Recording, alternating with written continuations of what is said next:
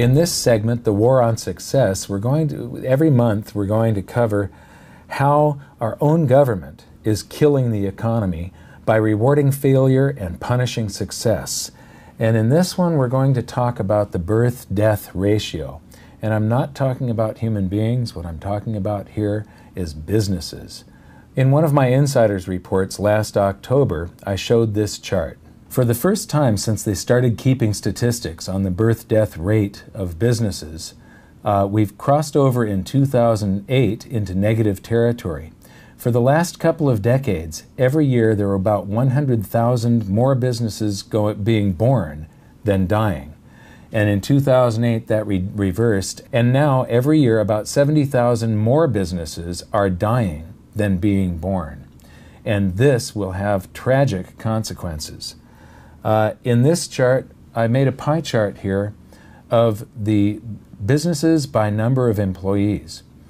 And 63% of all businesses have less than 5 employees. The 17% portion of the pie is 5 through 9, and 17 plus 63 is 80. So 80% of all businesses have less than 10 employees. Then the 10% area is 10 through 19. So that means that 90% of all businesses have less than 20 employees. And then the last portion of the chart there that I'm going to talk about, the purple 8% portion, is businesses that have 20 to 99 employees. And that means that 98% of all businesses in the United States have less than 100 employees. That means they're small businesses. That means that most of them are owned by individuals that have an LLC or an S-corp, the supposed rich that they're talking about taxing all the time. They only look rich because the company profits are filed on their personal tax returns. But they have to retain some of those company profits to be able to get through tough times, or they have to lay off a whole bunch of people. And so if you take those profits away from small businesses through taxation, what you will do is every time there is a downturn, there will be massive unemployment. And then it's very difficult when things start turning up for all of the businesses to retrain their employees, to get new employees, to train them, and to get back up to the level they were at. Taxing the rich is definitely not the answer. But the thing is, it's these 98% of the businesses that are suffering the greater death than birth. The 2% are the giant businesses like Apple and General Motors and General Electric and so on that got past the growth phase. Now, I run a small business, and I'll tell you, it is very, very difficult to run a business these days without a full-time human resources department.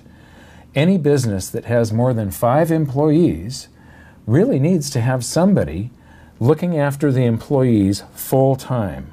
And that means making sure you dot all of the I's and cross all of the T's with all of the government regulation. My businesses operate in the state of California, which we call the People's Republic of California.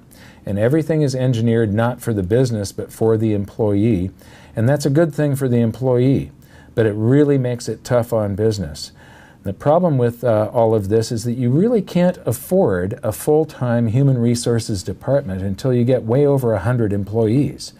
So there's this big hurdle with government regulation that is it's very, very difficult for the small business to keep up with all of the compliance that is required.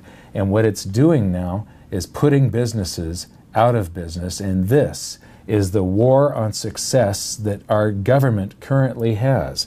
They're almost trying to make the economy worse by trying to put companies out of business. So now I'm going to read you a quote from an article, but I've taken some of the sentences and put them in a different order because I think it reads more powerfully. But in his recent article, Jim Clifton, the chairman and CEO of Gallup, the company that produces the Gallup polls, wrote, "Our leadership keeps thinking that the answer to economic growth and ultimately job creation is more innovation, and we continue to invest billions in it. But an innovation is worthless unless an entrepreneur creates a business model for it and turns that innovative idea into something that customers will buy. Because we have misdiagnosed the cause and effect of economic growth, we have misdiagnosed the cause and effect of job creation. For the first time in 35 years, American business deaths now outnumber business births. Let's get one thing clear. The economy is never truly coming back unless we reverse the birth and death trends of American businesses. It is catastrophic to be dead wrong on the biggest issue of the last 50 years, the issue of where jobs come from. When small and medium-sized businesses are dying faster than they are being born, so is free enterprise.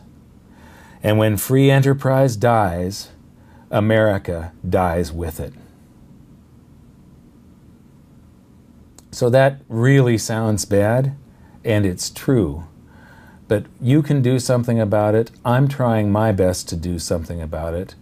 This has to be remedied by the way we all vote. Until we start voting for somebody that promises to abolish laws and regulations, until we start voting for somebody that wants to allow the free market to work instead of saying we've got to pass a law against this and against that, America is doomed. We need to reverse this trend. And between you and I, maybe we can do it. Thanks, and we'll see you next month.